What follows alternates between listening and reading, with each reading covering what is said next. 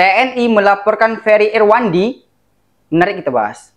Dugaan tindak pidana yang dilakukan oleh saudara Ferry Irwandi. Assalamualaikum warahmatullahi wabarakatuh. Berjumpa lagi bersama kami berdua di dunia hukum. Jadi ada beberapa hal yang perlu kita bahas terkait TNI yang mendatangi Polda Metro Jaya, Pak. Ya. Kemudian menarik sekali itu kita bahas, Pak. TNI bersama Kabinkum dan kasus PEN mendatangi Polda Metro Jaya.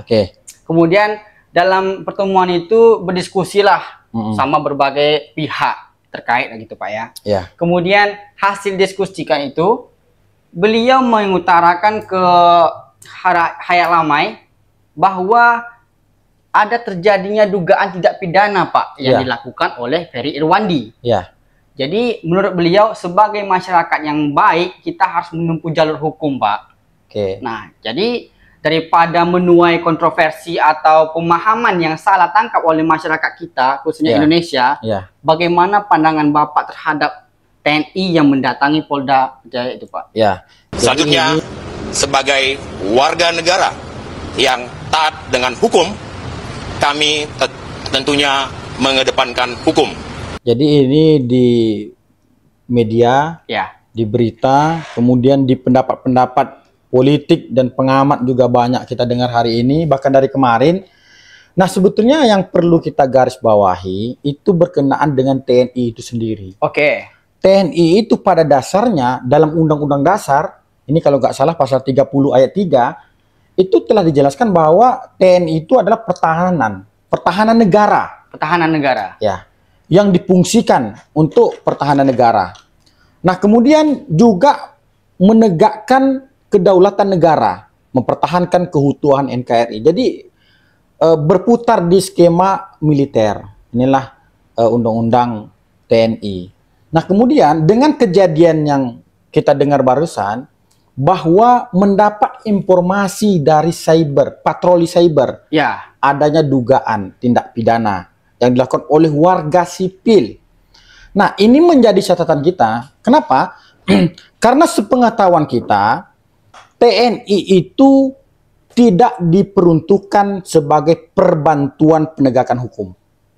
Jadi TNI itu tidak diperbantukan sebagai penegakan hukum. Nah, itu yang perlu kita garis bawahi. Nah, apakah boleh TNI mendatangi Polda Metro Jaya? Ya, dalam konteks silaturahmi ya boleh-boleh saja. Nah, bagaimana dengan keadaan cyber yang ditemukan? Ya harusnya yang namanya intelijen, yang setahu kita itu geraknya senyap, tidak diketahui dan bahkan tidak mungkin di media disampaikan di depan umum hal-hal yang berhubungan dengan cyber. Nah, yang menjadi pertanyaan kita, apakah Ferry Irwandi ini mengancam kedaulatan negara? Ya kalau tidak, ya tidak ada kewenangan untuk melaporkan. Nah, ini yang perlu garis bawahi. Kenapa? Karena intelijen itu saling berkomunikasi. Silakan berkomunikasi dengan baik antara intelijen TNI dengan intelijen Polri. Di sana kan ada juga fasilitasi, ada BIN, ada Menko Polhukam, menyampaikan hal-hal yang apabila diduga adanya dugaan tindak pidana. Nah, yang perlu kita garis bawahi, tidak ada kita dengar sejarahnya sejauh ini, sejauh pengetahuan kita, mungkin kita lalai atau bagaimana, ada bahan-bahan yang ditemukan dari cyber, kemudian dilaporkan untuk masyarakat sipil, ini belum pernah kita temukan. Nah, ini yang perlu kita tegaskan bahwa TNI tidak sebagai perbantuan penegakan hukum. Jadi penegakan hukum kita jelas, kepada penegak hukum kita ada Polri, ada Kejaksaan, ada Kehakiman, ada juga advokat di situ. Nah, itu yang perlu kita garis bawahi. Baik, kita cut dulu, Pak, masalah Ferry Irwandi ini, Pak, ya. Jadi kita beralih ke debat yang ada di acara iNews kemarin, Pak. Debatnya itu sangat panjang, lebih kurang 3 jam lebih, Pak, di situ.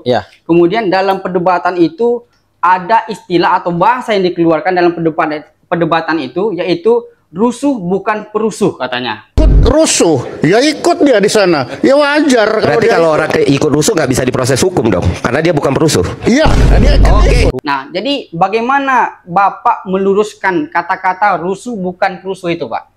Saya juga sempat lihat videonya. Ini kan yang dibantah oleh Ferry Irwandi itu sendiri terkait rusuh bukan perusuh.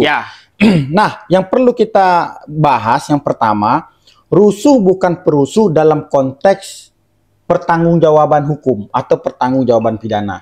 Nah, kalau kita mengait atau menghubungkan dengan pertanggungjawaban pidana, maka perusuh atau yang ikut rusuh itu sama-sama diberi pertanggungjawaban. Artinya sama karena ada ikut serta di situ. Nah, tetapi dalam konteks kasus itu kan sudah diselesaikan karena ada permintaan maaf dan klarifikasi. Ya. Nah, yang kedua, kalau kita konteksnya secara psikologi, nah psikologi kita bahas, yang poin kedua psikologi, memang kalimat ikut rusuh bukan perusuh itu benar.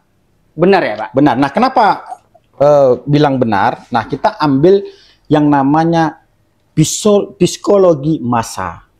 Oke, saya gambarkan.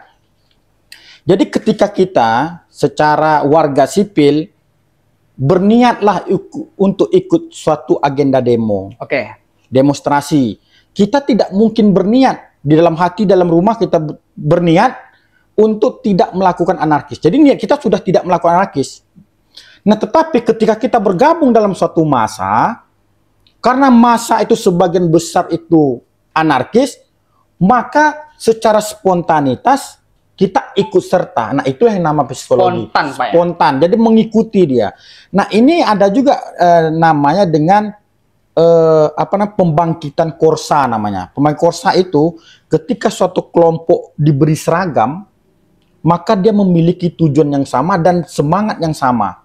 Walaupun tidak saling kenal. Nah, jadi psikologi tadi mengartikan bahwa yang seharusnya tidak kita lakukan, tetapi dengan adanya massa di sekeliling yang melakukan, kita ikut melakukan. Nah, itu benar kalimatnya bahwa ikut rusuh bukan berarti perusuh. Karena perusuh itu udah terbentuk sendiri, kita ikut serta. Tapi dalam pertanggungjawaban pidana yang kita jelaskan tadi, yaitu masuk dalam ikut serta. Karena tidak ada pandang bulu terhadap hukum. Begitu. Penjelasannya. Baik, Pak. Terima kasih atas penjelasannya Pak ya. Jadi bagaimana menurut teman-teman semua terkait TNI ikut melaporkan Ferry Irwandi atas dugaan tindak pidana ke Polda Metro Jaya? Berikan komentar Anda. Assalamualaikum warahmatullahi wabarakatuh. Waalaikumsalam warahmatullahi wabarakatuh. Juga nggak tahu tindak pidana apa yang saya lakukan.